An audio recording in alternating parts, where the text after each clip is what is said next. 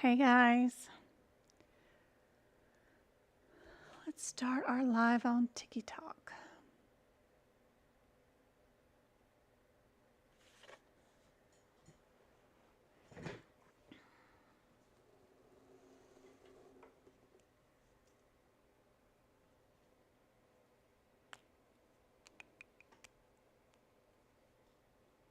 How's everybody doing? Good to see everybody.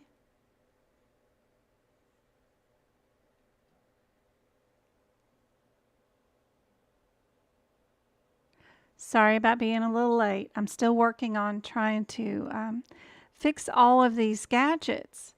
I'm waiting on one more thing to arrive, which is a microphone that will hang over the top of my desk instead of sitting in the middle of my desk. So I can't wait for that to show up. I got a new monitor yesterday in the mail, and it's crazy. I got that showed up on a Sunday, but I guess Amazon is working some overtime right now. Right now, I'm in the 2023 CPT book, and I'm on the very first page of the surgery area, which is page 75. And I'm going to be working on this real quick. Not for long. I got some questions. Wasn't able to build up a lot of new questions for today, but of course I've got a big bank of questions that we can go over. I was in the E&M course and trying to go through their course, and the chapter that I'm on now is like chapter 9, and all the questions have wrong answers. It's really bad. I'm going to have to, I don't know, I got to email the instructor and say, dude, y'all got to fix this. I'll show you that later. But for right now, what all does the epidermis do? Epidermis. Some of their questions, especially in anatomy, they love sequencing. Something that may have like 3 or 4 answers in it, and they'll pick one answer as A and then B, C, or D, and they'll just swap out 1 or 2. So one of these areas happens to be about the epidermis. Let me get this in the camera screen for everybody. I've got it. Yep. What does the epidermis do? There's 3 things it does.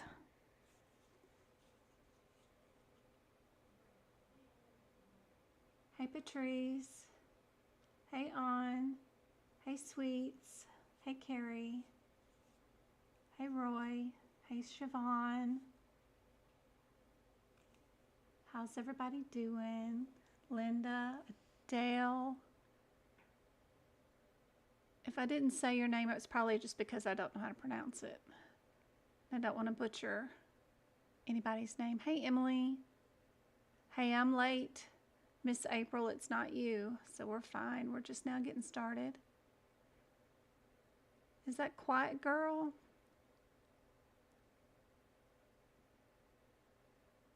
Where is the kidney located? Lower flank right. Well, right and left. We got 2 on 2 of those kidneys. Hey Go-Kart. Hey Baking. Thank y'all for tapping the screen. We already almost have 1,000 likes on TikTok. And thanks for hitting the thumbs up button on YouTube. So anybody know what the epidermis does? What 3 things?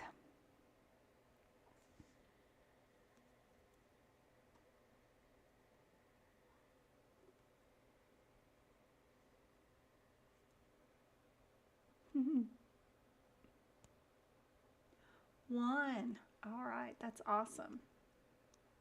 Obi-Wan. You know, Star Wars is my favorite movie. I mean, there's a lot of Star Wars movies, but of course, the first one, which is technically I don't know, the fourth one, but anyway. It was the first movie my parents ever took me to. And I remember the parking lot being so full of cars and being scared I was going to get run over because there was cars everywhere. Just everywhere. It was amazing. I'd never seen a parking lot that full before. Being so little. I was like 6 years old.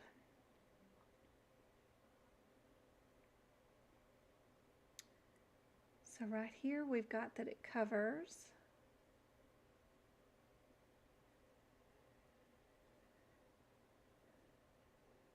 it's a barrier.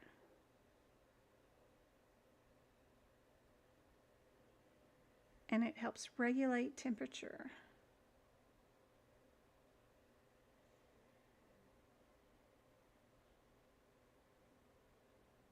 It's a perfect example of one of their anatomy questions.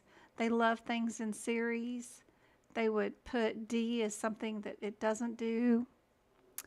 Maybe like it holds all the blood vessels or something like that, or it has hair follicles, stuff like that they might put in there. That's why it's handy just to use it right here.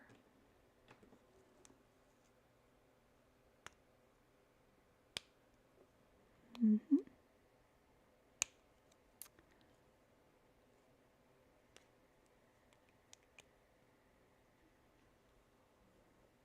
One of their favorite questions at the beginning of 2022 anatomy questions was, where is this gland?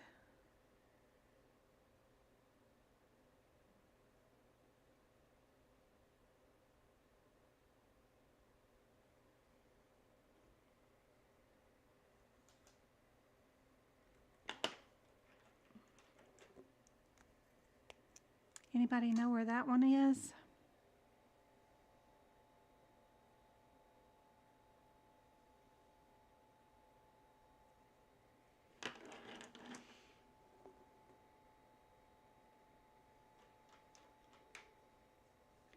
It's Warthin's gland.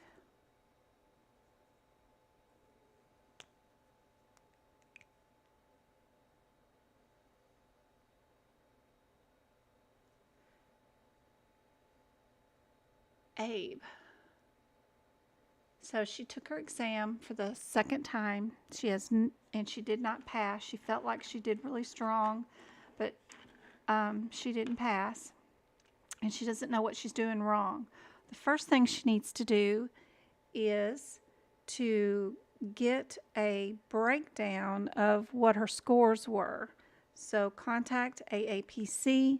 They'll give you 17 different scores in all the areas that they test in and how well you did in each one. Then you'll have an idea of what your at least top 3 worst areas are, and we can work on overall getting the overall scores up, but especially pay close attention to those areas for sure. Will definitely help. And then I have this class on Fridays that you can join in on. If you go to my website, medicalcodingbyjen.com, go to Workshops and Tutoring tab. Click on that tab. You'll find my duck class, which is on Fridays for my little ducks that have repeatedly taken the exam and are not passing. That class is advanced. We do about 2 hours every Friday morning from 8:30 to 10:30, and you can watch how I handle those exam questions. I tackle the guidelines and things that you really need to know for the exam that might not be marked up in your book, things that you need to be thinking about in your head when you're seeing these questions, and we go over those. If you can't participate at that time, it's okay. You'll get a Zoom link and password where you can watch the replay. and pause it in between each question. As soon as you see the answers, you're going to try to work out the question all by yourself. Then you'll play the video and see what my answer is and how I came to it, see if you got it right. Those 2 hours a week will definitely help you build up your scores in passing that exam. So see if you can't attend that. Also would love to see your breakdown of all your scores. I'm sure maybe you've probably sent them to me. I've got lots of emails of people sending me their breakdowns of their scores.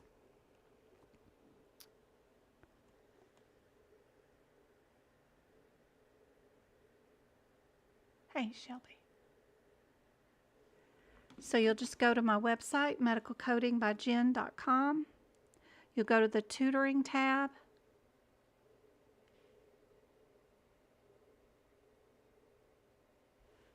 Tutoring and workshops tab.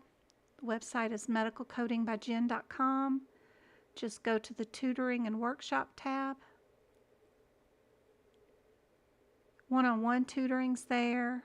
My group workshop, the next one of those is on January 15th. We're going to go through all 17 sections of the exam and what to expect, what to have written down inside each chapter for those issues. That's coming up on Sunday. And again, if you can't attend, you can still pre-purchase and you'll get the replay Zoom link for the next 90 days where you can replay the 4-hour Zoom. It'll be probably 4 hours. Usually they're 3. But that one I anticipate going long because I'm going over all 17 sections. And that's this Sunday. But if you can't participate in all of it, you will get the replay with the log-on password. This last one is my duck class for Fridays. It's every Friday. It's 2 hours long. I just haven't edited it yet. And you get the replay for 1 week before I delete it off of Zoom and then put it on YouTube as a replay for the members that are members of the YouTube to get to rewatch those. So be sure to go to my website if you want to sign up for that.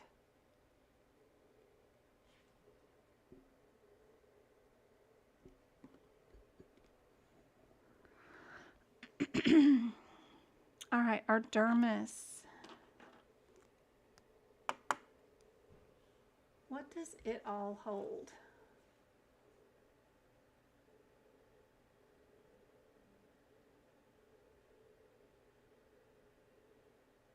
Of course, yes. If you're taking the CCS and CCA, my notes and classes have helped you guys. One of my very first persons that ever paid any attention to me was a lady named Janet who was going for her CCS and CPC at the same time. And she's one of my very first learners. I miss her. She has passed all of her certifications and has moved on. She got a job right away as a risk adjuster through CSI and was working from home. Y'all even have your own room in my Discord study group with your own practice exam questions too. So happy to help you guys too. Thank you for following. Thank you for tapping the screen. We've got almost 3,000 likes on TikTok. Hello to my TikTok subscribers and my YouTube subscribers. Hey, Sunshine. Good to see you. Thank you for the donut, Sandy. Y'all are awesome. Always so supportive. All that money goes back into you guys, giving y'all free notes, free tutoring. Thank you for the cat paws. I can't see it because it's white on white. I need to have, there we go, JL. Thank you for the kitty cat paws. That's my favorite. Emily, she's got it. She's got blood vessels, lymph vessels, hair follicles, sweat glands, and also something called the SEBURN. We've got blood vessels,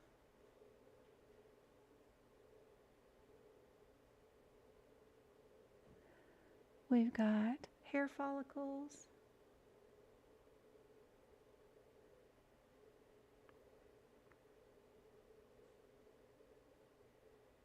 We've got sweat glands.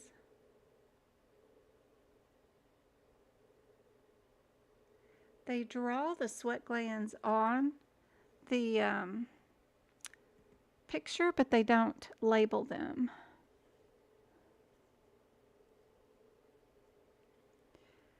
So I always like to draw them in, put where they're at, that right there.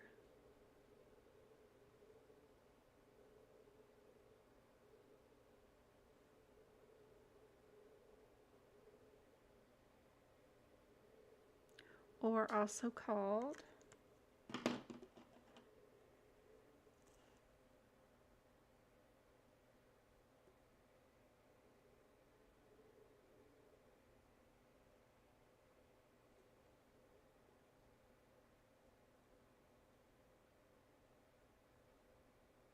sebaceous gland.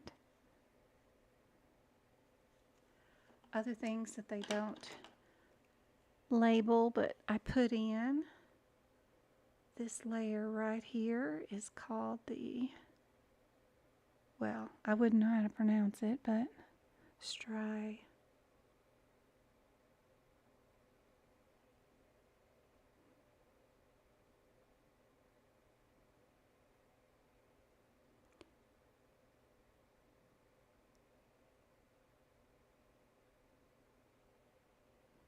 E-U-M.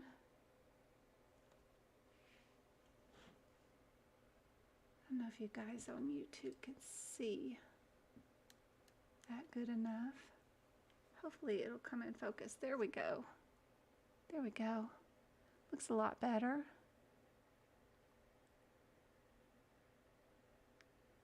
Stacy just got her second glitter badge. You are awesome. Thank you for the balloons too. Do I have notes for 2023? Yes, I do. I have anesthesia up right now, and I have the ICD-10 guidelines up. The E&M guidelines I am taking pictures of now and turning them into PDFs in my phone. I've got part 1 done. I've got to keep making pictures. I started off with doing the modifier page in the very front, and then anything that y'all might have needed or anything that I may have written notes on for the laws and stuff, I took pictures of, including the calendar y'all need to know about. But I'm working on it. I'm taking the pictures now, and I got to turn them into PDFs and then get it posted. So I'm really close to getting E&M done. And then we'll move on with the rest of the sections. Thanks again for tapping the screen. Thank you, Go-Kart.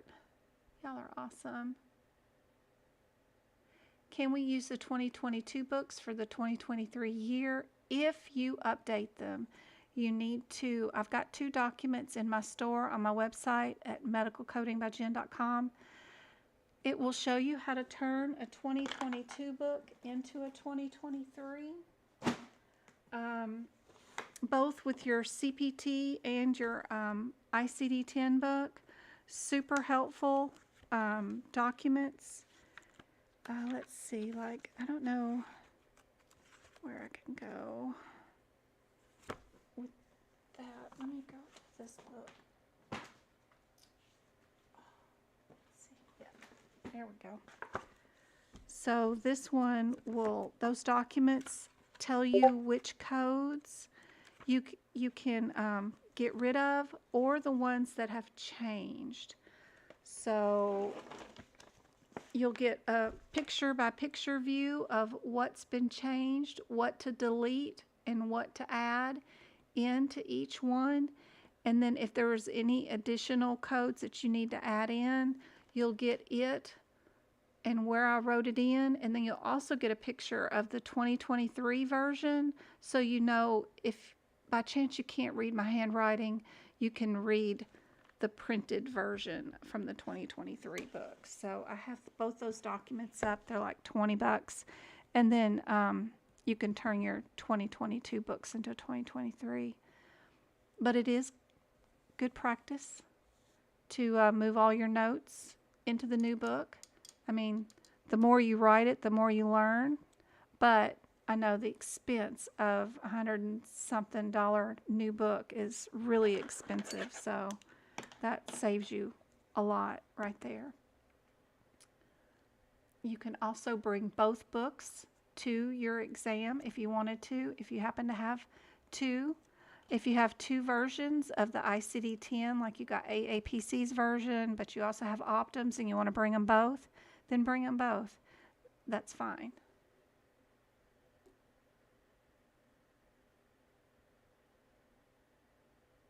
Just catching up on messages. Thank you for the roses. User 962580128094. You are awesome.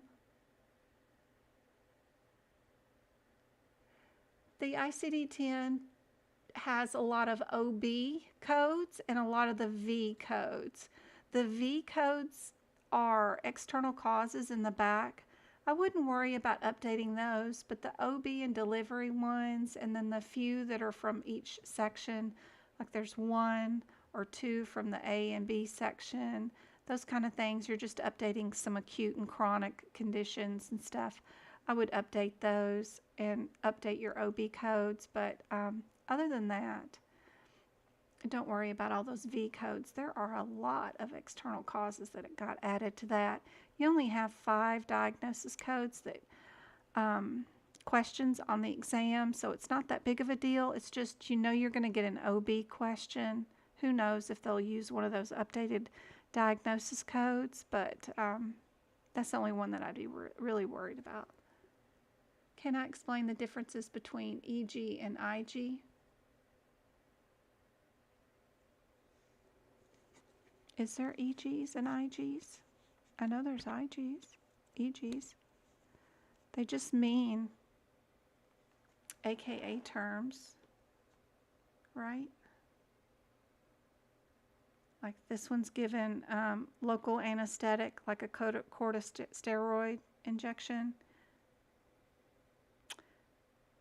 IE means, oh yeah, the diagnosis codes. That's right. So if we were going to be using this CPT code 20527, IE means what kind of diagnosis code would we see being used for this type of injection, or if we had, what type of diagnosis would we use this CPT code. And then EG is just an AKA term for the type of enzyme. It's collagen, so it's just another word for enzyme. So EG is AKA terms for what's inside the CPT code descriptor, and IE is for diagnoses that might be related to that CPT code. So it's not bad. I always like to highlight both of them for sure. Do you have to renew your certification or just the membership? You do not. Once you pass your certification, you're done, as long as you don't let your membership expire. If you let your membership expire, then you may have to retake your certification exam again. So you will be stuck with paying those yearly memberships. I think it's gone up from $120 since 2019 to $200 a year now with 2023. So in 4 years' time, they've almost doubled the membership fees. They are tax deductible, and they are write-offable for your companies that you work for. So a lot of times they'll reimburse you for that. So check into that when you get a job somewhere and see if you can't get your money back every year for that.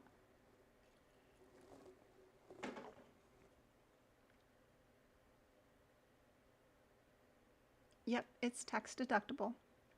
It is an expense for your career, just like scrubs and tennis shoes or whatever business attire that you do wear. If you do go into the office, all of that is tax writable off. Yes. I write it off every year.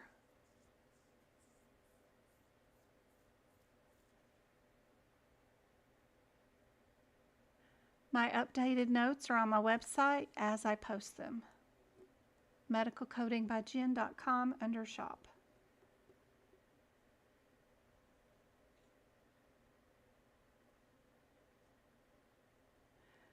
Well, Sandy, have you been doing what I said? Where are you applying? Is it all online? Are you updating your resume to be updated to every place that you're interviewing for? So if the job description says A, B, C, or D, are you taking that A, B, C, or D, putting it in your resume some way, fashion, or form, doing a thesaurus and changing it up just a little bit to say you meet those qualifications? You can't get by the bots that scan all those resumes now unless you do something like that. Also, if you are applying to be a coder at a local doctor's office in town, call them up and ask them what EHR are they using. Are they using Epic or MDX or whatever else? Because they all are individual. Then you'll need to go to that MDX website. You can actually email their sales department. Tell them that you are tasked with the job of recruiting and looking at the different options for your EHR systems for your group, and you wanted to know if they had a presentation or some PDFs you could look at. You'll probably get a call back really quick, and you'll probably get a 30-minute demonstration, if not your own log on and password, where you can actually practice and work in their dummy systems and figure out how to use their systems. That way you can put that on your resume to say you use their EHR. You need to also look at YouTube videos, figure out and watch and copy down any kind of information. The main thing is knowing where to put your patient's name and date of birth in and look for records. That's super helpful. You need to be super aggressive, and if you have a job you want, find out all you can about that job. And go for it. Learn everything about it. It's super helpful.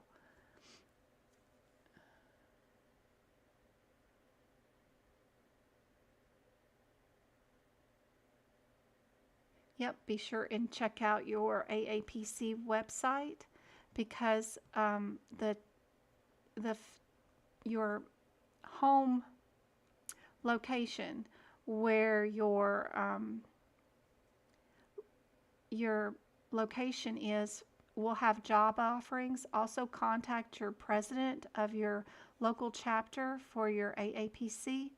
Send them your resume, let them know that you're looking for jobs and you need help and you're not able to find a job, so that you can get on their mailing list for their local jobs.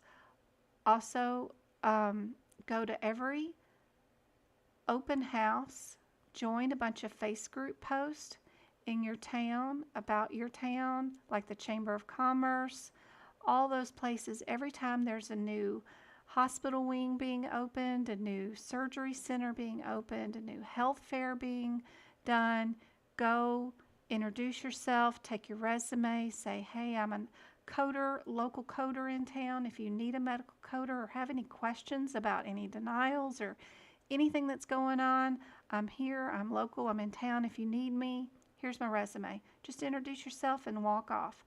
Super handy dandy. Go to every open house, every child's health fair, every thing that your city is putting on that has booths where the dentists show up and they're giving away free toothbrushes. You can introduce yourself to all the home health agencies in town, all the nursing homes, all the ambulance services, surgery centers, hospitals. Even Amazon has a job opening for a remote medical coder for their pharmacy line. So be sure and check all your local pharmacies and national. Look at the EHR companies. I already have you in contact with those people. They need medical coders to scrub their EHRs to see if they can find any errors, if they don't have a code matching with the correct descriptor and stuff, because there's changes that happen every month in those systems where codes have to be updated. A lot of codes are updated quarterly, not yearly, and they have to get those updated really fast. They hire medical coders too. Send your resumes to those IT companies that make data warehouses, medical warehouses, EHR systems. There's a ton of things like that out there that y'all can apply for. Don't forget about the health plans. United Health, Aetna, any of those health plans will all need all their pharmacy lines, all their medical lines, all their hospital lines, all need coders. Don't forget about your local community colleges. They're always hiring people to teach medical coding and to teach or to write up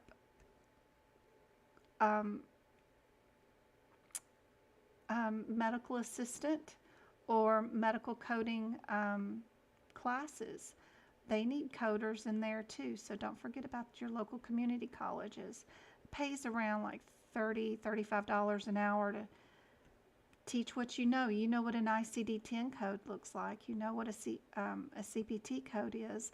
They need the bare bone basics, maybe not how to code everything, but they need to know how to use the book, how parent and child are located. Apply for those jobs too. You could do a virtual class on your own. Hey, who's saying hello? That is Wayne. Hey, how's it going? Hey, Supra.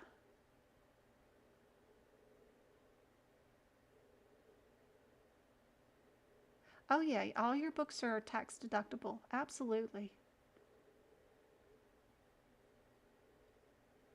Absolutely. All that stuff.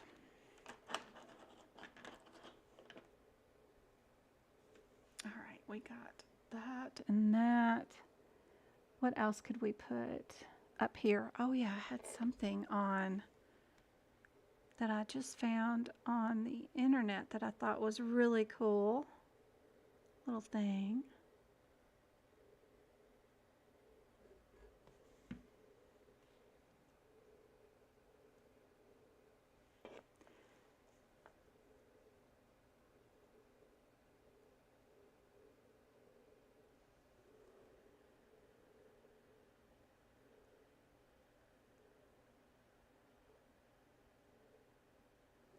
Yep, I needed to define, of course, what epidermis means.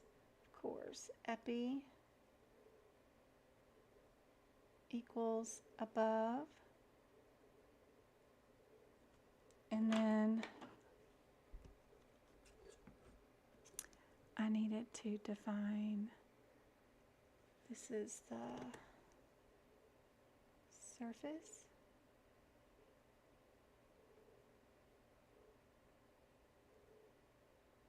Layer of epithelias.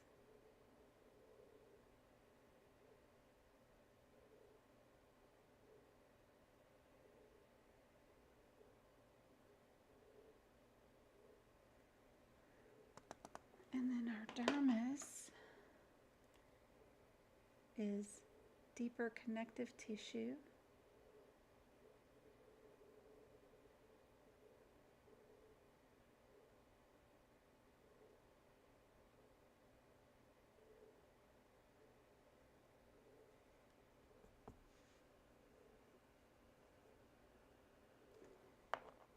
And then we need to, I like to put the types of procedures that happen in each different layer, which is kind of cool. you know that up here in the epidermis, we have our shaves.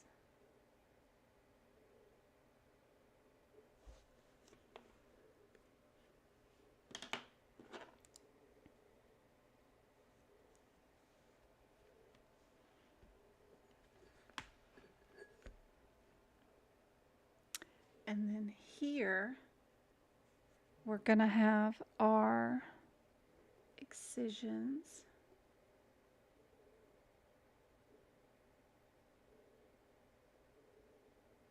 And these are codes in the 10,000 area, right? Because when we get down here in this subcutaneous fattish area, this is going to be our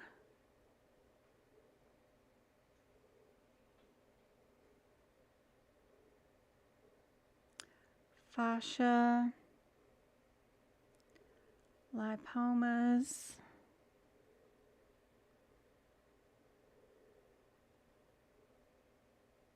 these are going to be coded in our 20,000 in our musculoskeletal section.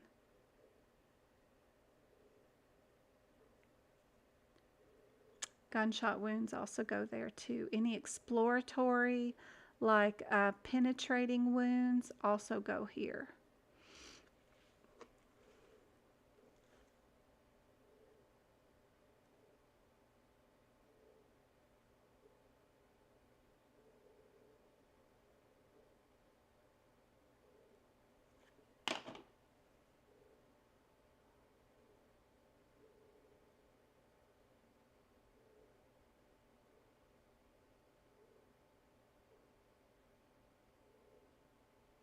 They also are coded in the 20,000s. Now, if you have a gunshot wound or a stabbing victim that it lacerates their liver, and you do a liver laceration repair, you only code the laceration repair of the liver. You don't need to code the gunshot wound, which is in the very first part of the 2000s. But as long as there's no organ repair or anything else, you're doing the 2000 codes.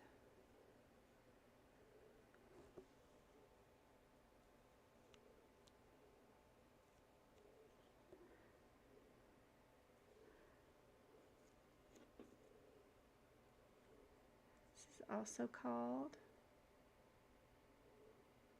hypodermis.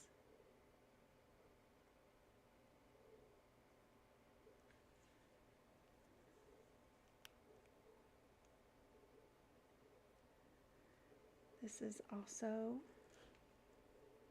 of course, called the skin down to the fatty tissue.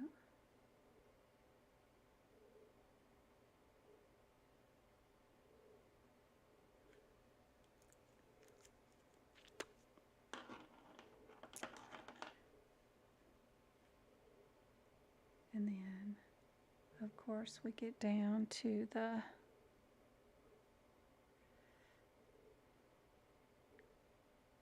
we're gonna go fascia, CIA, to the muscle, to the bone. And sorry about it, YouTube. There we go.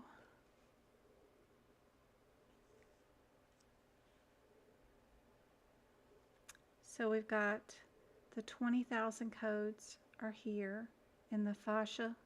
They also call them lipomas, masses. And then our excisions and shaves are up here in the 10,000 codes.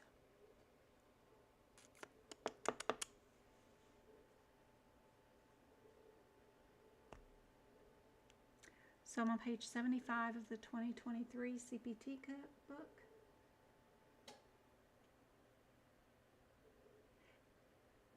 Yes, YouTube members, the paid members, get access to the Friday classes. I just leave them up for the students that paid for the class for a week, and then I need the space on Zoom to record other meetings, so after a week I delete them, but then post them up on to YouTube. I hope got everybody downloaded for all the weeks. I gotta go back and look. We've done 3 weeks of those classes. Yeah, so I should have 2 up, and then this Friday I'll post the 3rd one up for the 4th class.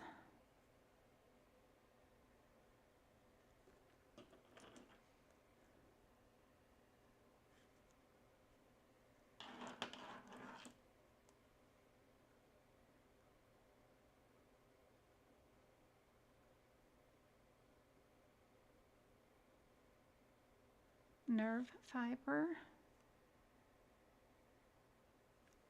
We have our red is artery.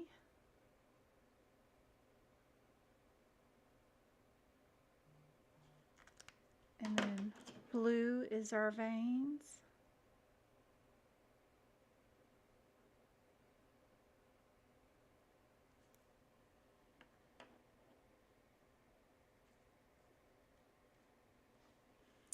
This thing that they pictured, but they didn't draw it, or they drew it, but they didn't say what it was. See how it has this little fiberish stuff kind of in the middle of it? That is one of our muscly layer thingies.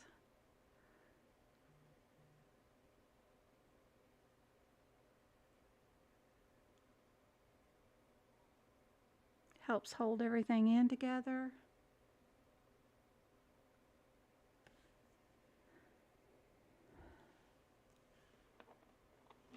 ARRECTOR, and then PILI, muscle. Don't know how to pronounce it, but that's what that is. It's just some muscle tissue in there. Hair bulb is our hair follicle.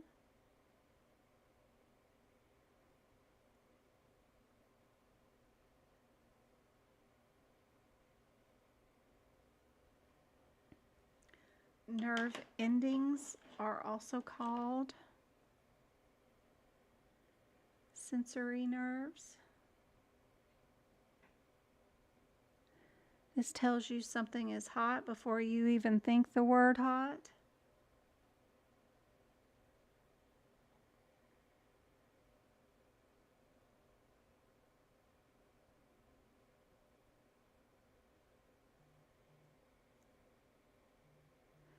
Sebaceous is the oil in our skin. Some people have a lot, some people don't have enough.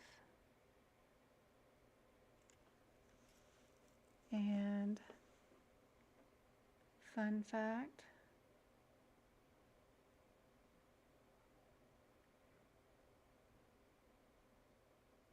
largest organ.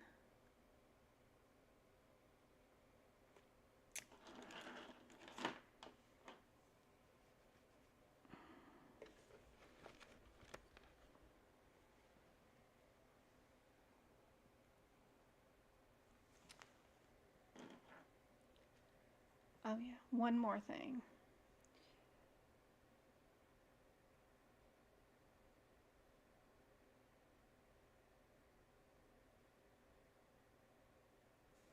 Split thickness equals derm.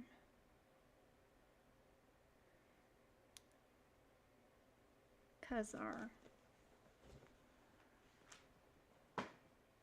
we have a difference between some of those split and bigger thickness areas. me see if I can't show this on video capture, window capture. Lord. Window capture? Nope, that doesn't help. My screen. Is that it? That is it. Okay. So, I was just going to show y'all if I can figure it out. Yep, there we go. So, you know, I've been trying to get these questions all wrong because I want to see what the rationale is. So, this is the E&M course from AAPC. So the second question that I'm working on right here, they said that the answer was 214, but then they gave me rationale to the question that is before this one, which is on a different question. See, the question before for question 2, the answer is, of course, the G for the Medicare patient. But the next question is on a different case, but then they still have the same rationale. But then they're picking this 14. But if I go here, they ask me what the risk level. They say it's a low, but we just build a moderate,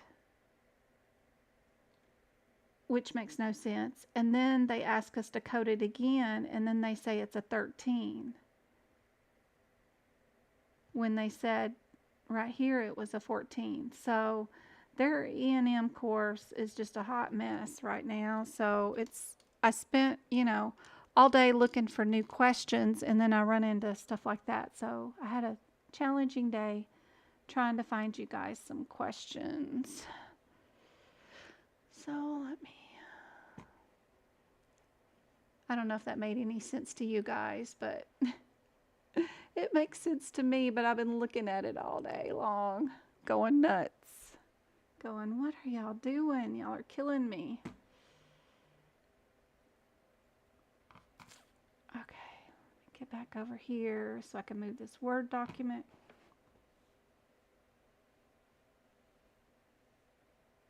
Okay. Word document.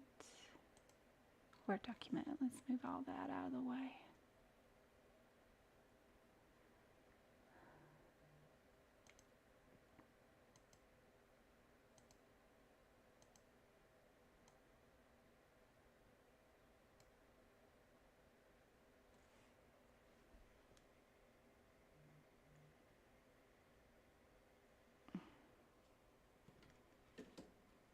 Oops, sorry guys.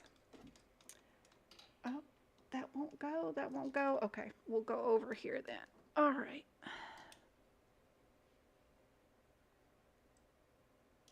All right.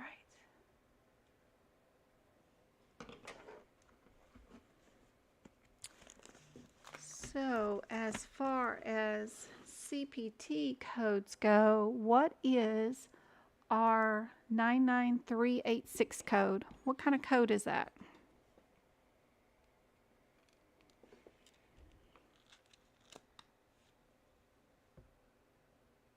Hey, Tay-Tay. Hey, Claudia. Thanks for the follow. Thanks, Fly Girl, for the share. We got 14 shares. Thank you, guys. I have done all the guidelines for ICD-10 in the 2023 book, too. Those notes are posted if you need them.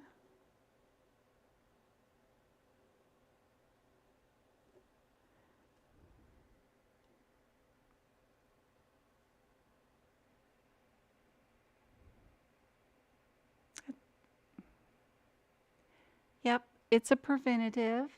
Yep. Is it new or established? So let's clear our headers before we worry about our descriptors. Our headers come before. Yep, that's new, preventative. What is our 99396? You want to be able to get to those codes fast. You don't need those tabby things. They're just going to be in your way. You need to be looking up here at the very top, tippy top of your book to look for the pages 993, 96, 993, 96. There we go. See if you can find them up here easier. And then clear your headers before your descriptors. So this one's established preventative. And then our 99202 is a, what kind of code?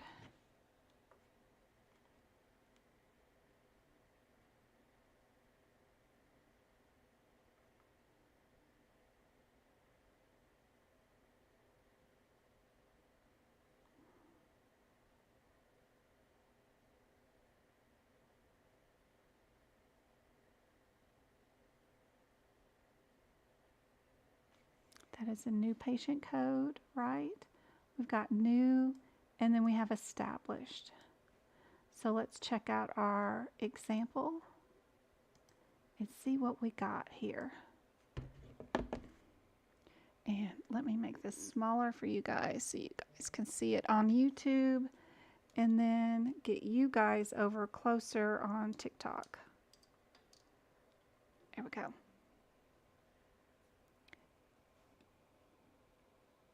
So right away, we see the word established. So we can get rid of anybody that's new. We can get rid of C, and we can get rid of A. That gets you down to a 50-50 shot right away. Super handy dandy. Now all you need to know is, are you a wellness exam or are you a 13? Super helpful.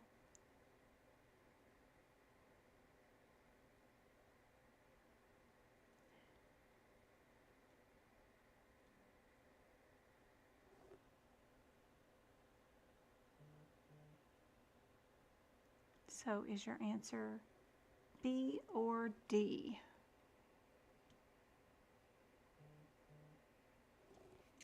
Goodness, my phone is just going off on something. I don't know what.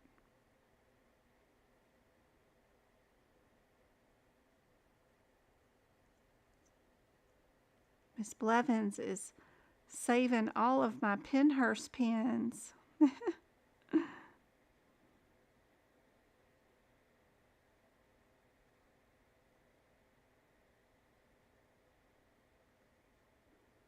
Angie Hart, Bethany is too. Goodness.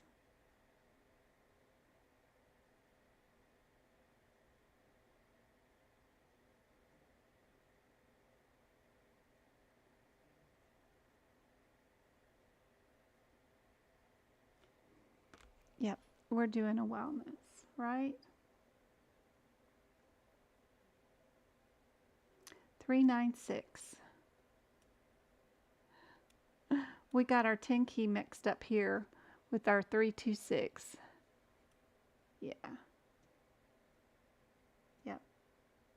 We're definitely doing our wellness. Here's our rationale. Now, they did ask us, what would we code if the patient was a Medicare patient? And we know that if they were, we would always assign a HIPPICS code because they don't accept any CPT codes. So we would do one of these. Now this is a great example of, because there's a lot of pap smears in the HIPPICS book. What was BAAPC's favorite? It's these two, right? So go to the HIPPICS book, go to those two codes, and add this example of a 49-year-old yearly wellness on Medicare next to both of those codes because they seem to like those two codes. Super helpful.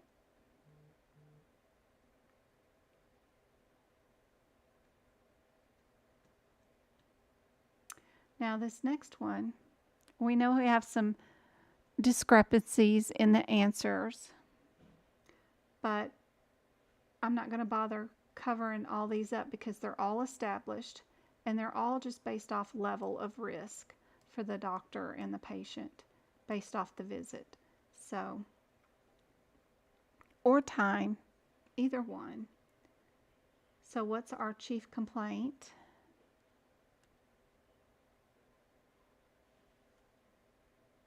This technically could be her annual yearly, couldn't it?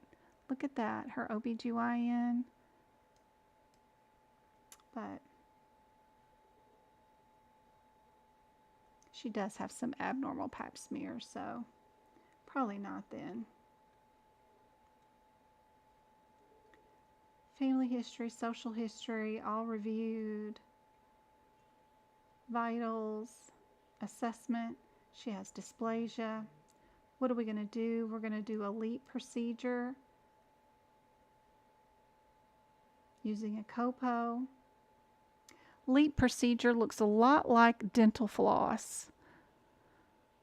It's really interesting. It's an electrical wire, and they just go along and scrape the lining of the uterus.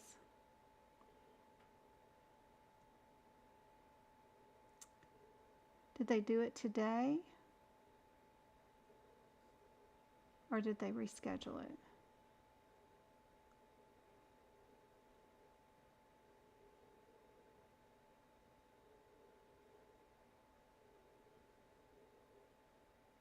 She is going to do a return visit for that copo and LEAP next week.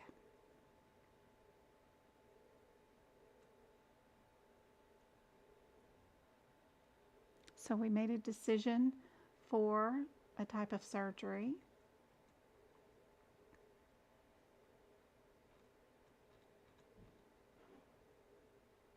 I've got it 213 on TikTok. Anybody on YouTube have any?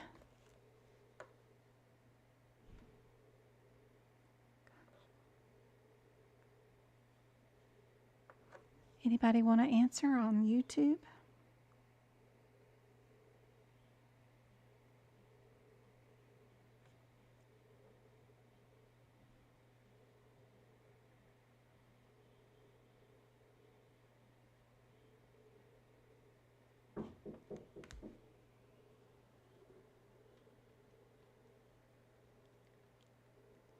They said 14, but in the very next answer, they of course said 13. And then they also said that our risk level was going to be low. They did answer that one, that this one was low for a minor surgery. And then they said that this one was going to be 15. It's just kind of interesting how right here for case 2, just showing TikTok again. Mom, you've got mail. That's perfectly fine. I'll get to the mail as soon as I get done with class. That they said this one was 14, but then again they have the answer to the previous question up there. So who knows what's going on here. Then they have these two where they did claim it was a 13. They said it was an established patient. The number of complexities were moderate. The risk was low. And they reviewed the labs, the prior pap smear, and so they gave it a 13 since they all got a match.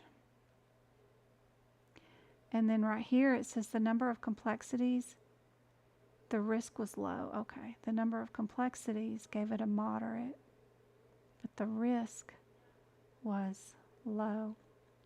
Very interesting. I'm hoping that they will come out with a revision of this course any day now, that it's not going to be what it is. But they wouldn't let us start the course till January 1st, so I was hoping it was up to date. But if this is the course that people have paid for and what they're getting, oh gosh. The other course that I have right now is the ambulatory surgery, and I was quite disappointed about this course because It's literally no assignments at all. There's no chapter quizzes. There's nothing but a final assessment that you can't keep or record. And there's literally 3 videos, and that's it. I thought because it was surgery, outpatient surgery center, it would be a really cool course, but it's not. It's 3 videos and a final assessment. And there's no practice, there's no PDFs, there's no nothing. Like, oh my gosh, if I'd paid for that, I would have been really upset. But like, there's a lot of these courses have little modules and little things you can download, which are great. But not that ambulatory course. It has nothing in it. 3 videos and a final assessment. It, it's really bad. And if you go to the course material, it's from 2021, and I bought it in 2023, and that's the course syllabus. It's been there for 2 years, so they've been carrying money on whatever this is for 2 years now. But yeah, I don't know. Just real disappointed in that. Yeah. So anyway, let's see. Let's get back to E&M quizzes. Now, I've been trying to go through, I've captured, what is this? Ooh, 389 pages of E&M questions is what this is, this whole document. It's a year's worth of me capturing practice exam questions for all E&M. Well, the bad thing is, now that the guidelines have changed, I'm having to go through every single question and see if it still qualifies for our current E&M situation. So we could definitely do some of these and see if we need to change these exam questions, or we can do something else. What do you guys want to do today? I did not prep any other questions than those. That's as far as I got today. But I do have lots of work I need to get done, like prepping this whole document, getting rid of all the questions that don't meet any criteria for 2023, or we can go to Lab and Path, or whatever y'all are in the mood for.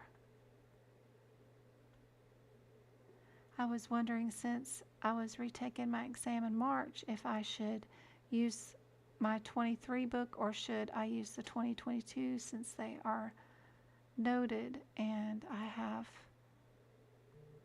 totally up to you. Take them both to the exam. That way you've got the notes, but then you've also got the new updated ones. But are you going to be able to,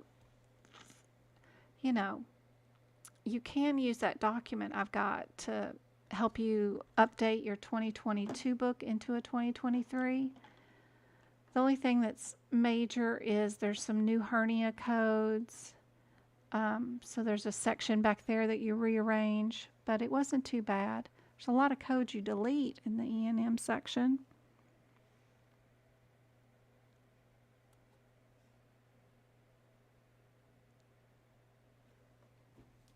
Oh yeah, that class, Little Hustler 81 would be so cool, because my plan is to go through all 17 sections of the CPC exam and tell you exactly what I think you should have in your notes to prep you for the exam. And I'm going to go through and do questions on each section. Not very many, but we'll do questions for compliance and regulatory and HIPICs and you name it. It'll all be on there. So that's an excellent one for you to watch.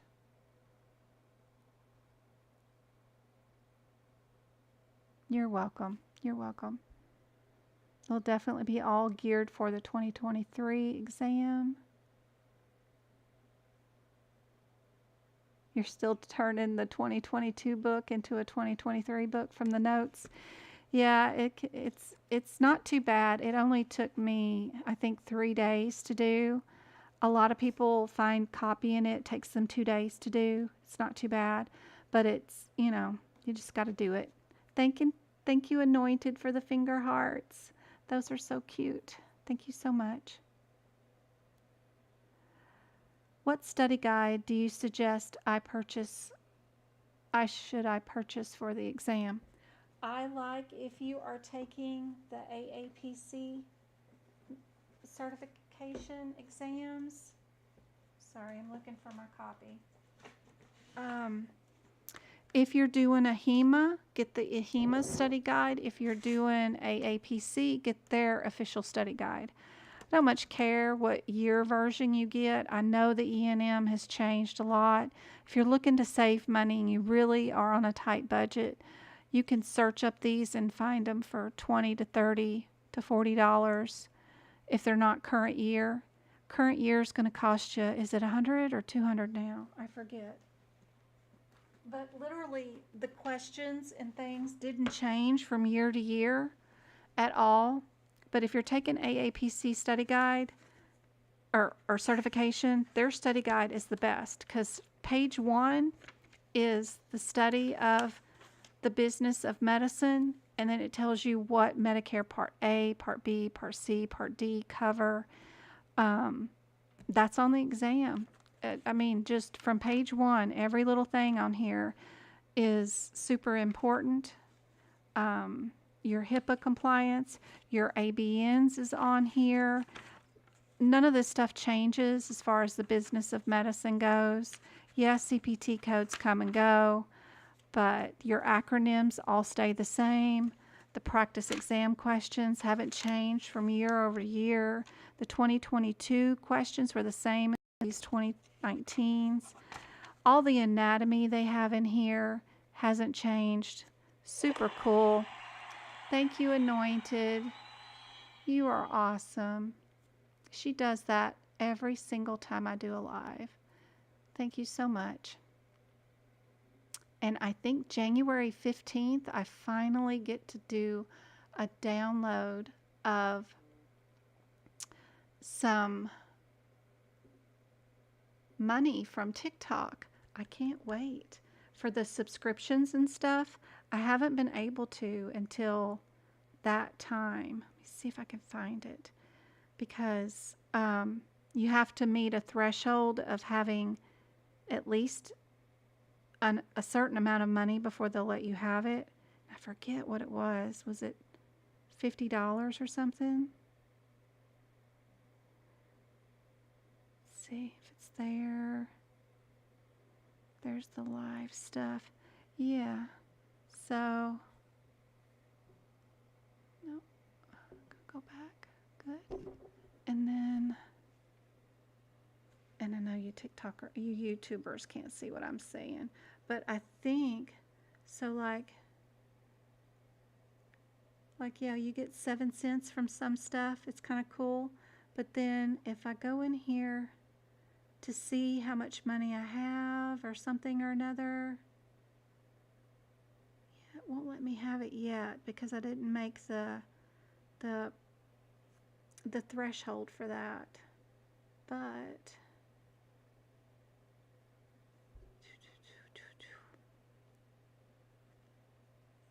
eventually I'm going to get there where I do have it, and I'm really close. And I think the January 15th deposit date, like they deposit once a month, is going to give us all the subscription money that I haven't had access to. Let's see what the balance says.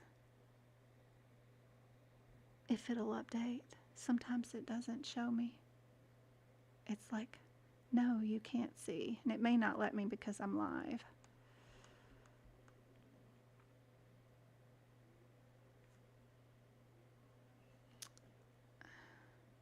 Because like for October, I only had $14 in there. For November, I only had $34. And then December, I think I hit that $50 mark. But then they didn't deposit it in December. They said I could get it in January. But yeah, there we go. Yep. finally got it, and that will pay for somebody to get free one-on-one tutoring. So now we can do a raffle for that, for the free one-on-one tutoring. So that's cool. I just have to, I've never withdrawn anything either. So you can see how the out is like 0.0. So I got to figure out how to withdraw like that somehow or another. And then it sends it to PayPal. So pretty cool. Pretty cool. Let's see if I can get up my my little wheelie thing. Do I still have my wheelie thing up from the other night? Let's see. Is it under this one or the other one? Prize wheel?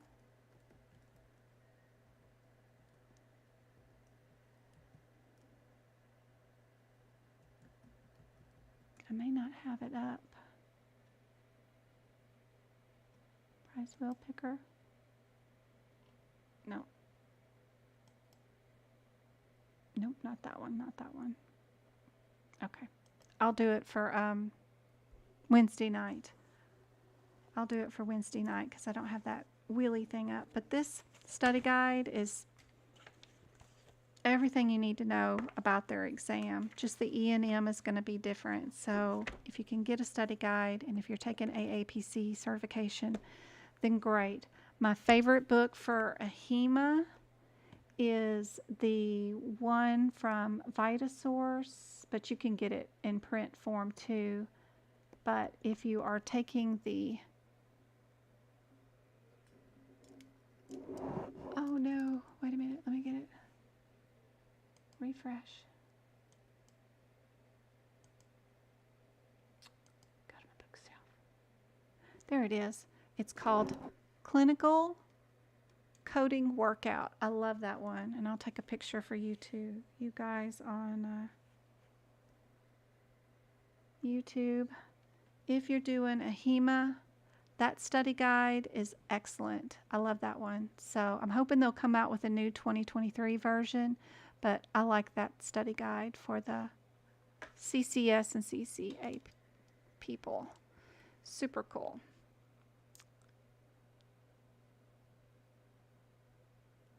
You're welcome. Isn't that awesome?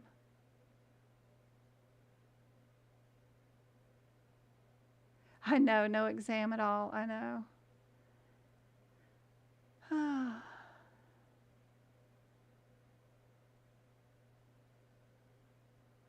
Wayne said, what was 110? Was that the study guide? The vaccines. Boy, those are challenging, aren't they? It's really cool. I found some more study material for the vaccines the other day that I thought was really cool. What did I do with the my notepad?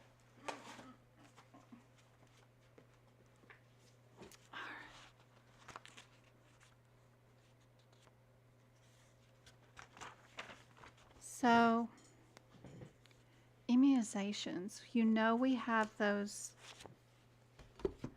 very tricky codes in the back here in the medicine section. Let me see, where are we at? Medicine. Yep. So, to tell whether you are going to bill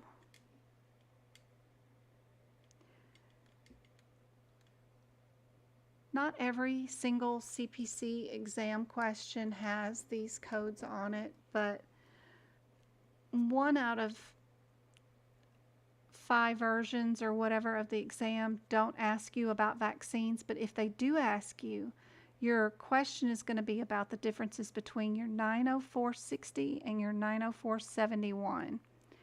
So the 90460 means that the doctor did counseling.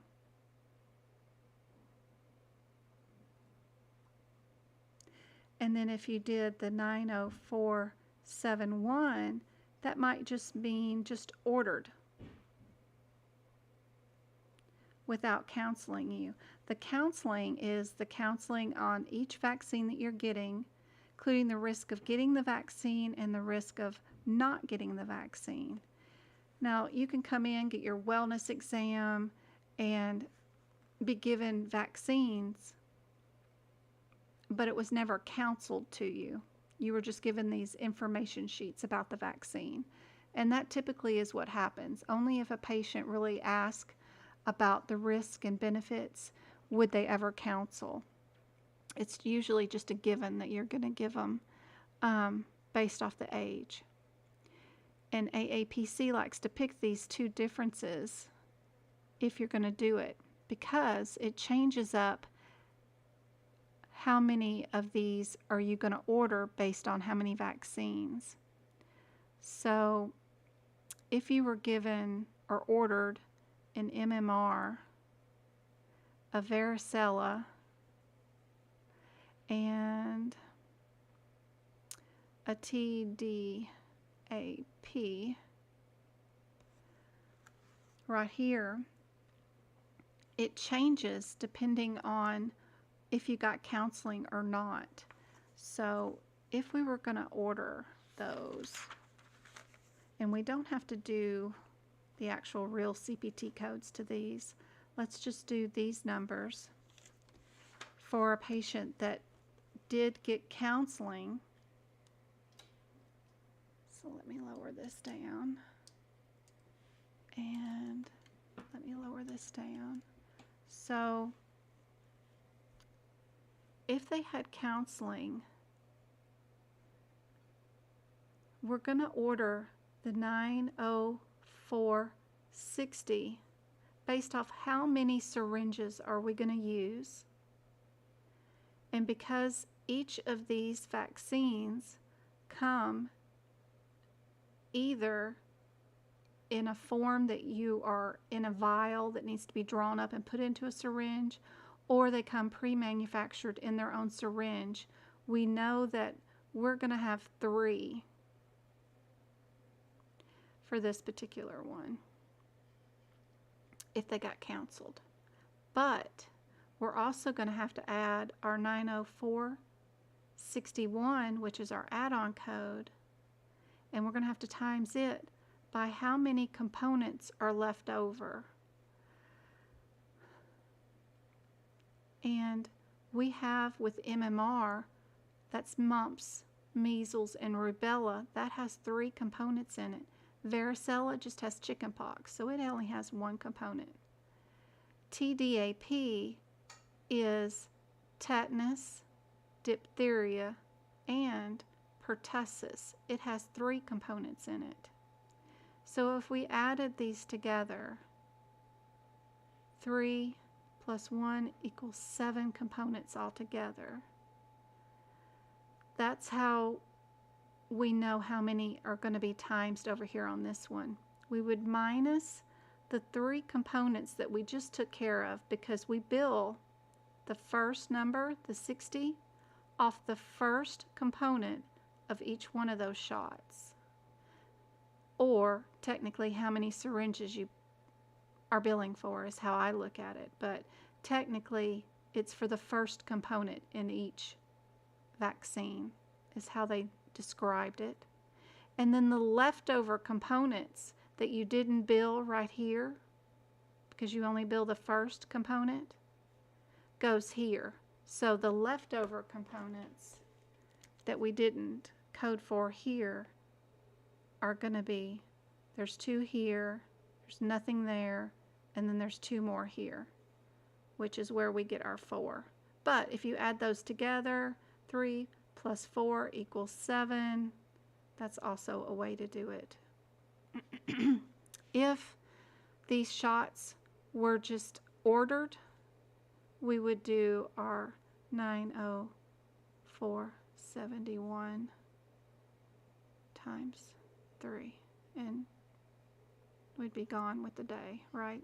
We don't have to do anything after because we're only billing for just the syringes.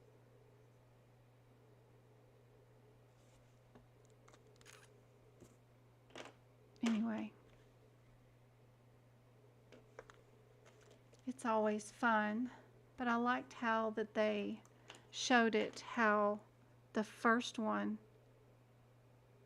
they took one component from each little thing. That made a little bit more sense.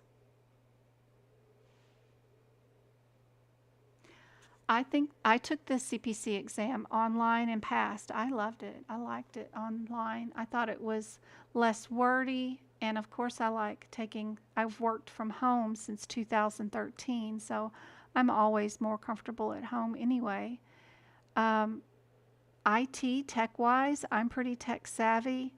Well, not with video recordings and stuff, obviously, but as far as getting on Zoom meetings, I've worked from home since 2013. It had been 6 years of working at home, and I still had a challenge getting on to their system, logging on, and getting into my exam. It took an hour and a half from my original start time for me to even get logged on, to even get into the exam. And that was back in 2013. I know they have, or 19, they've already redone the exam, but I think people are still having a lot of challenges trying to get into the exam and get on it. And they are canceling exams and calling you a no-show, which means you lose your exam altogether. You don't get to retake it if they don't wait for you. So they waited for me, which was great, but I hear not so good things about whatever new company they're using right now is not waiting or helping out. Or if you have any kind of, your camera doesn't work, it doesn't come on, the proctor doesn't like whatever you're showing, they're not happy with whatever system you've got going, or your internet speed isn't good enough, they're canceling your exam and you lose that attempt. So, and you don't get it back unless you pay for another attempt. So, I don't know how those are working out. I've never heard of them being that harsh before and not letting people have their retake, but people have been saying that's been happening. So, I would caution you, if you are going to take it remote from home, you really need to go through that video that they have posted on their website, which I've posted in my Discord group, which is in the room of what to expect on exam day. You need to meticulously go through that video.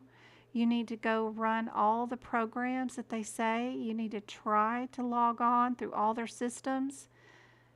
And you need to run your internet speed and make sure it's really going to be fast enough. You got to have super fast internet.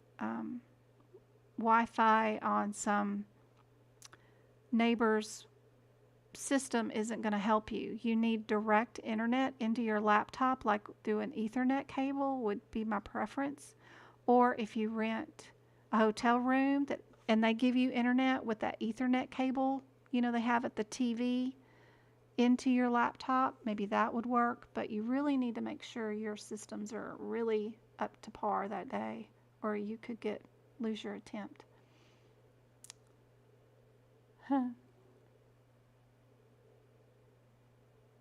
I'm trying to read the YouTube chat. 2018, I don't see why not. It's all, as far as the study guide book, I don't see why not. I think it's all going to be the same. I don't think they've updated that book in forever. I hope that they will not be off and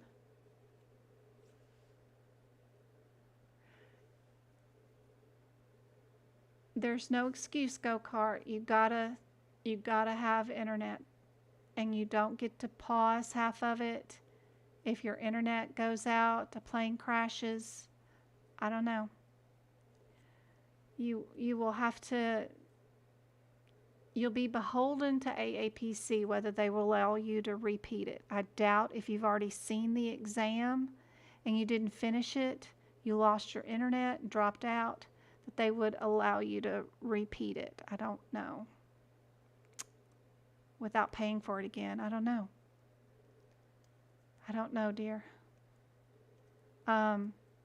If it's a national disaster, maybe, like if there's a big major flood and there is a federal thing that happens, maybe you might have a good, because they do have that grant for national disasters, so maybe.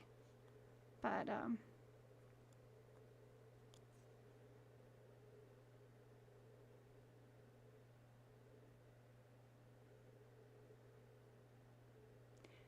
and if you bought the 2021 book prep or 2022 book prep from me, and as I'm doing the 2023 book prep, if you want to upgrade your notes to the newer version, you can do that.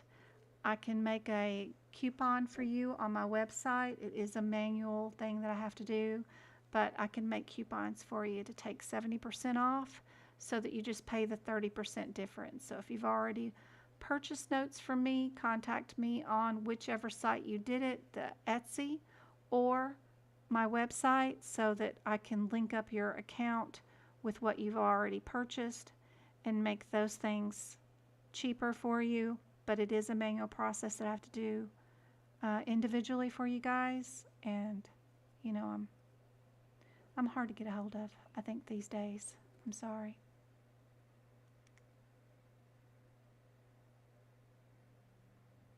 Yes, you have to schedule to take the test online or in person. You have to schedule both. And if you have an ADA, that does not mean that every exam that you may schedule is going to be ADA approved. Don't assume that just because you've got the ADA that anybody's going to let you take an extra hour. You need to verify through AAPC that whatever exam you have scheduled is ADA qualified. That's a whole extra step. I wouldn't even schedule my exam. I would let AAPC schedule my exam if you did get an ADA for an extra hour. I am done with the E&M notes. I have started taking pictures. I've got part 1 done so far. Turn those into PDFs. I've got to keep going. I've just got to keep taking pictures, so I'm working on it. I've got it going on. Got it going on. Just got to finish taking pictures. So AAPC, along with any other medical or any kind of testing facility, has to provide services for anybody with a disability. So AAPC provides an extra hour for those who have any medical, physical, medical, mental needs that require an extra hour. You would need to get a doctor's note from your doctor, and you just make a copy of it, send that copy to ada@aapc.com, and they'll send you a reply back that says that you get an extra hour for your exam, whether online or in person. And then when you schedule your exam, you get 5 hours for 100 questions instead of 4 hours. I have all the instructions on how to do that on my Discord group. Be sure and download the Discord app from whatever app store you have, and then you can go to my website and you'll go to medicalcodingbyjen.com. After you set up your Discord app, go to the social media links. When you get there, you're going to click on Join Now, and once you do that, you'll be thrown into my server. And what to expect on exam day, you'll have copies of people's exam ADAs. You'll also have pictures of where to put your camera if you're taking your test at home. Lots and lots of help in here. And as we get larger, I want to remind everybody that this is all printed text, guys, and you never know what people are feeling or get from your text messages because they can't hear the tone in your voice. So always be supportive and nice, and if nothing else, attach a smiley face or a flower at the end of whatever you say, so that people don't take it to heart. Sometimes you're having a bad day and you don't need, and then one more person says one more thing and you take it wrong, and I see a little bit of bickering going on, or stuff going on in some of the rooms. So I just want to make sure everybody tries not to take things to heart. We're all studying and people are typing really fast and they're trying to get information and help, and just don't take it to heart. Everybody's here to help each other, and you never know what somebody else is going through. So before you say, well, you should do this or you should do that, maybe give them other options in a nicer, I don't know, a nicer tone, but we're typing, so it's hard. Like, I don't know. I just don't want anybody's feelings getting hurt. And I see a couple of feelings getting hurt in here, and I'm sorry about that. I wished I knew how to fix that kind of stuff. But we do have, I don't know, how many people did we have in here now? We got like almost 3,000, so that's pretty good. And lots of personalities in here. Everybody's been so wonderful and helpful to everybody. This is just something new, so it's just something new, brand new. But if you need anything, Twinkle, MK, they're all moderators in here if you need anything. Tons of rooms. We've got practice exam room, question rooms. The exam day prep resources tells you what kind of cameras to have, how to fill out the ADHD, what does a note look like back from somebody's doctor. I even have that posted in here. Just lots of stuff you can scroll back to and see, stuff that's helpful. I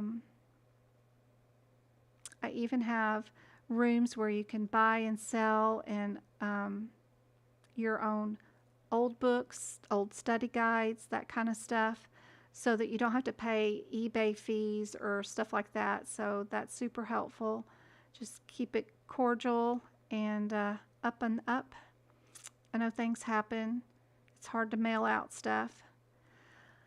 I just mailed out Vanessa's cup. I hope she got it today from AAPC. I had 2 drawings for people to win the fanny pack and the moleskin notebook from AAPC. I hope you guys saw who won. Who did win those prizes? I just need y'all's mailing addresses.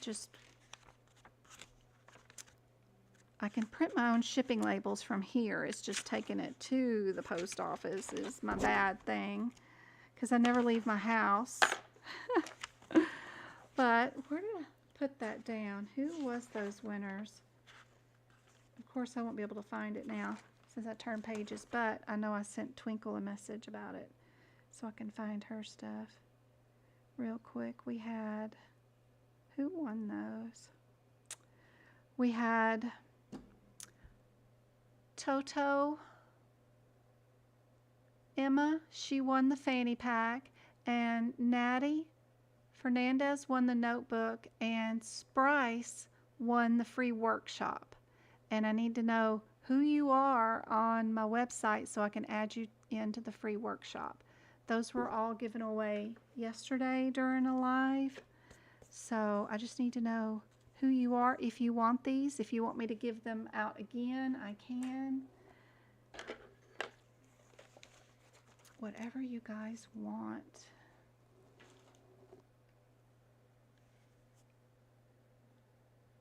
Toto, did we get her? COSC course. I have not taken that course. I've got their COC, CPMA, their document dictation certification person. Their CPB I've done, and the CIC, yeah. But goodness, at that last one that I've taken right now, that CASCC course, it's literally 3 videos and 1 final exam. There's absolutely nothing else in that. That's crazy.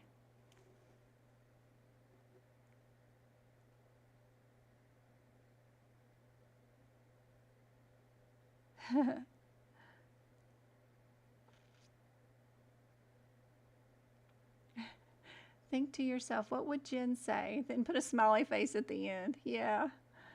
Yeah. How do you deal with the out of code sequences? I go through the trauma of, and I haven't finished this book yet, of the lab and path, because I got there and was like, oh my God, I got to finish this, and I haven't. I have not done it. I've got to. I got to here and then I quit. It went back to E&M. I go and put the page numbers down of where the codes are located, which is super helpful. If they're on the same page, then I point an arrow up to where they're at. Like if they were down below or over to the side, I'll have my little arrow going over to it too. I even put the column numbers on where they're at, column 1 or column 2. That's super helpful. But that's what I do, is just put the page numbers down. I made a new video. It's about 25 minutes today on YouTube. It's the last brand new video up today that I go through all of the book and I show you what I'm doing, why I have this highlighted,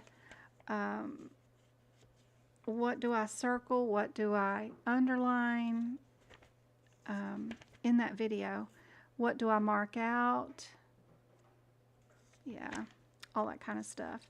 But I put the page numbers down and the column numbers, but as long as you just at least get those page numbers down, that'll help you out a bunch. Lord, my child started skateboarding again. I told him not to till after I get done with my live, but that didn't help much none.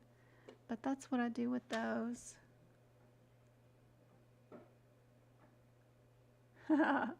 Oh, Emily, you're awesome. I remember the very first time in 2019 trying to find this definitive drug testing subsection. And I kept looking and looking and looking and couldn't find it. I kept going back to the very beginning and was like looking for one of, you know, anything that said something about the drug,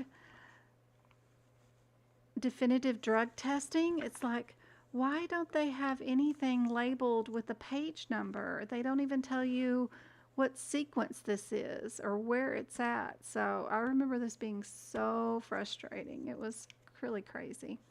But I've got the rest of the book done. I just got to finish this and medicine. But I like to hop around. I like to, you know, go through and I'll go mark all my unilaterals and bilaterals, look for my modifier alerts, look for my things that I just want to highlight. This book is just perfect. It's got so many things in it for somebody that has ADHD that loves to go through and do one thing for a little time and then stop and go do another thing. But I did go through and tell you about my color coding. I mean, you can do whatever you want. You can make up your own routine on this, but hopefully that video will help. I rambled on like crazy. Hopefully it's not too bad, but I tried to show some new info on what we were doing and how we were doing it. All right, practice exam questions. Is there anything that anybody wants to do? I really did what, 1 question, 2 questions, and they had wrong answers, so it's crazy. I feel so bad about what's been presented today. But everybody's back from their Christmas vacation now, so we had meetings, the real job today, and because I went live on Sunday, I didn't end up having, and I was just in a brain fog on Sunday too. Did not have a lot of time to do prepping. Plus, I'm trying to prep for Sunday's workshop so that it is most excellent. Everything that everybody wants and expects and needs for their upcoming exams, for sure.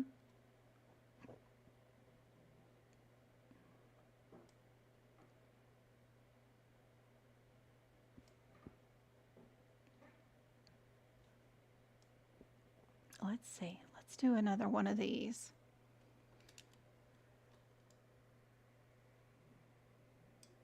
And let me see. I've got it up on YouTube too. So if we were looking at this 6,000 area, let's see, what would we go to first? We've got 3 of them in the 636 area. So let's run to that first.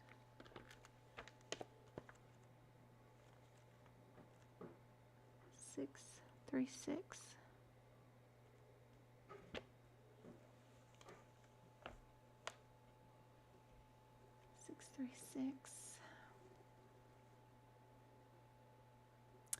Good pens.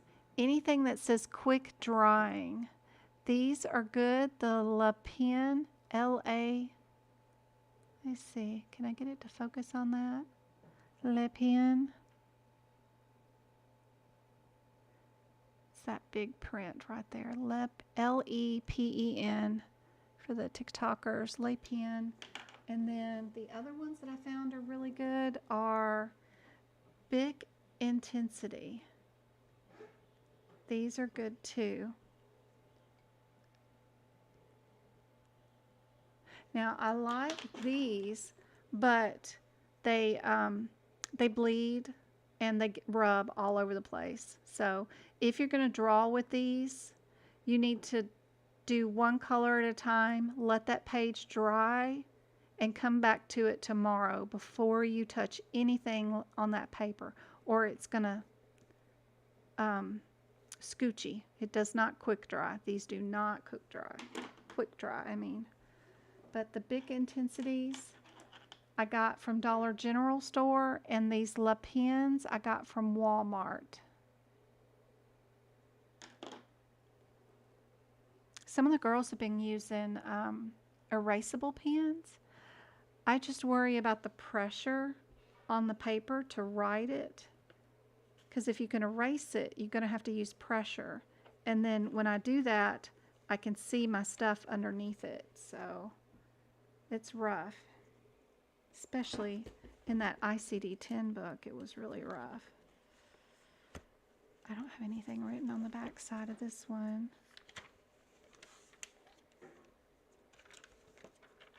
Trying to see. Not too bad. Boy, my ICD-10 book was rough, though. Okay, where was I at? I already moved my page. 3620. We got stereotactic radiation here. But what header? We're under this header for the 20. For the next closest one is the 61. 61 is going to be under a different header because we've already changed it here. So I probably wouldn't even look for the CPT code. I would look for just the header for the 61, which is placement.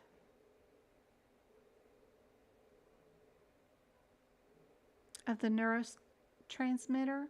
The other one was stereo, and 88 is in the same one, under the same header. So probably the difference between the 61 and the 88, because they're both under the same header, is what would probably more than likely be the answer. So the differences between those two codes, one's a removal and the other one is a revision or removal. Come on. You can focus. I promise you can.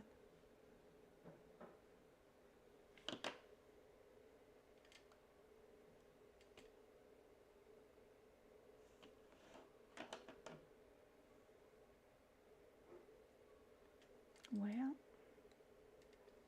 I don't know why it's not focusing, but it's supposed to. It's supposed to be really good at focusing on PDFs and turning book pages into PDFs. There we go. There we go. Now if I can get it to search it out. There we go. That one's a removal. This one's a revision.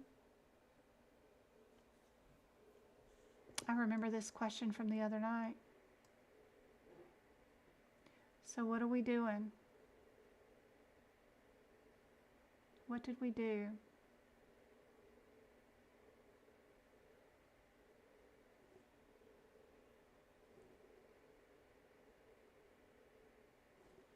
Oh, I gotta come over here to the question. There we go.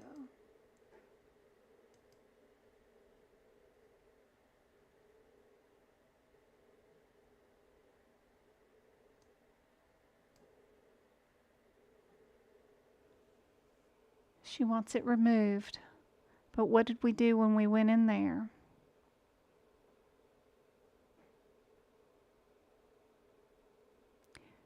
We removed the generator.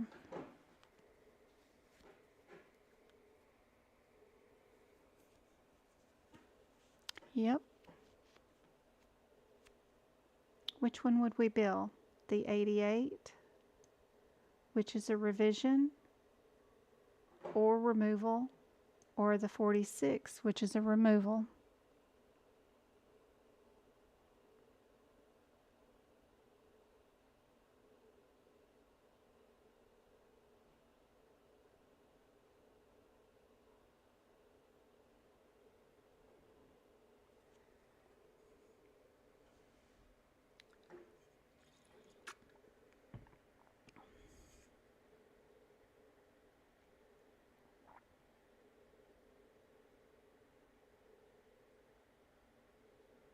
Thanks, Emily. You're awesome.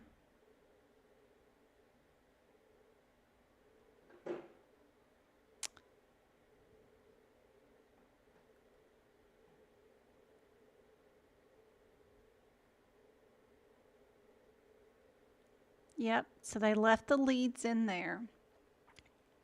So if we look at our 61, it says it's a removal of a spinal neurostimulator,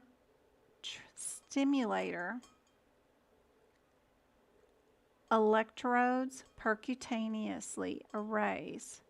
Those are the electrodes. What we removed was the generator, and the 88 is just the generator.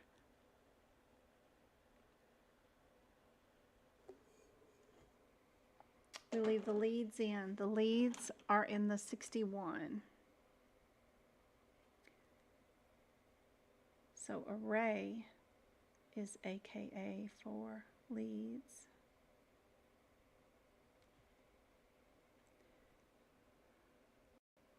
Generator.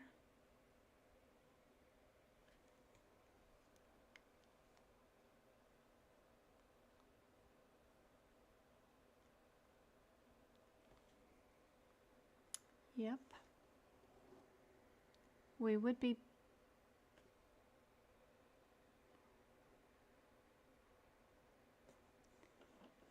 what does the somebody said D3746 under repair? 46, no. See, the 46 is under a shunt spinal CFS. So, and they're calling 46 the 3746, it's a removal of a shunt. And we didn't remove a shunt. So we know it's not D.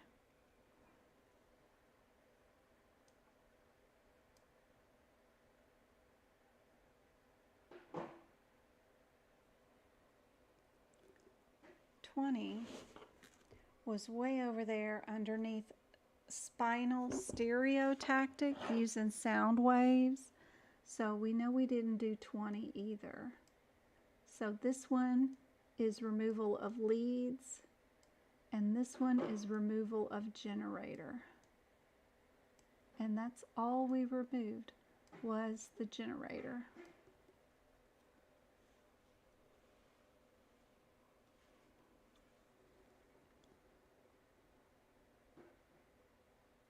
You're welcome. We can put in an example about this one. So we can write an example.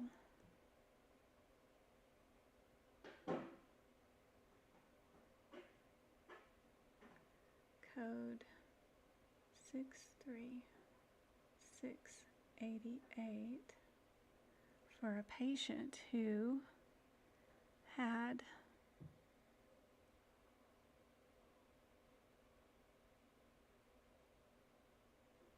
status post L2 to L3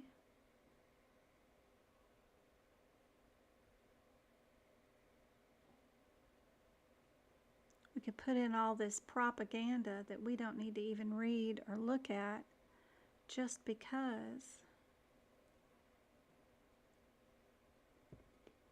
in case you see an example like this on the exam, you'll know where to code it.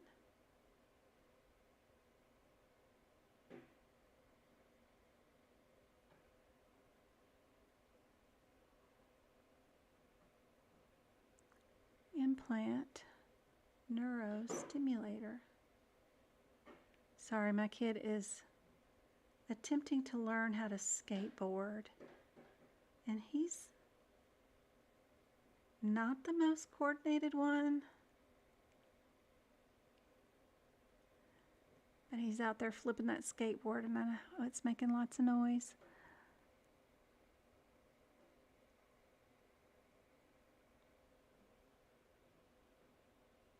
Patient request removal. So we'll pick out some words that they used in this descriptor. They did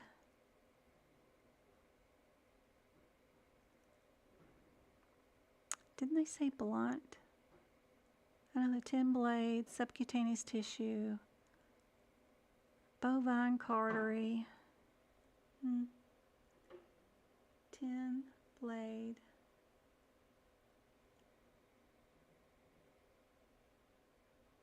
with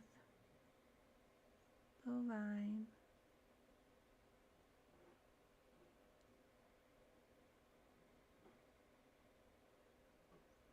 cautery,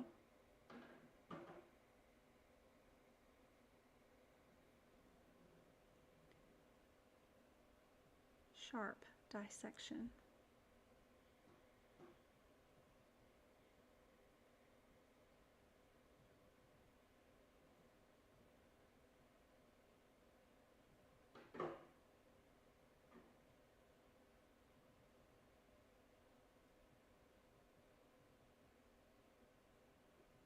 And removal of generator.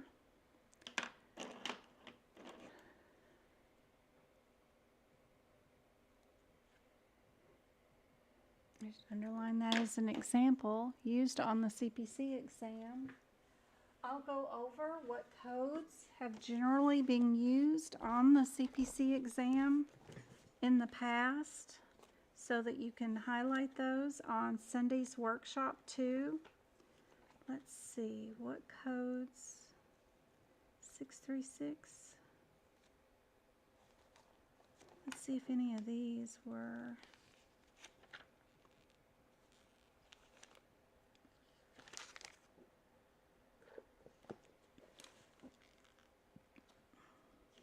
On the exam before.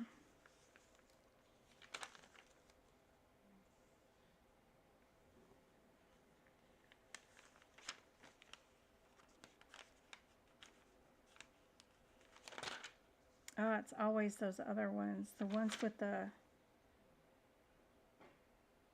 ×2 and the 50 on those nerve blocks. Ooh, those are some baddies.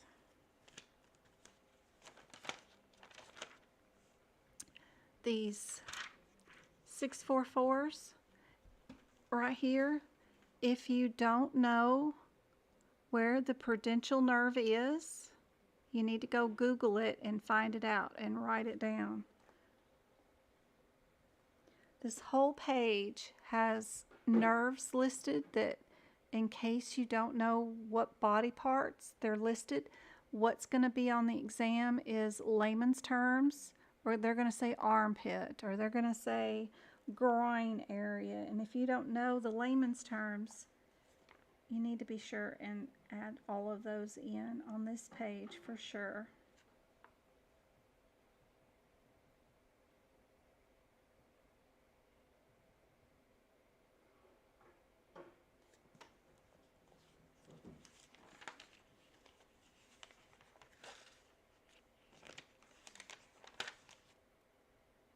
But the lunectomies themselves at the 63045 level have always been on the exam. 630.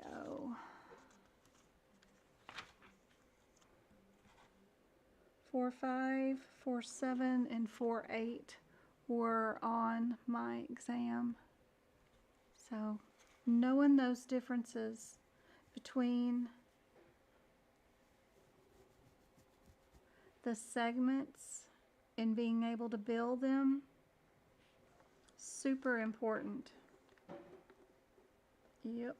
Oh, don't look forward to writing all those notes all over again. But these codes get the pink highlighter because they've been on the exam before. We know for sure.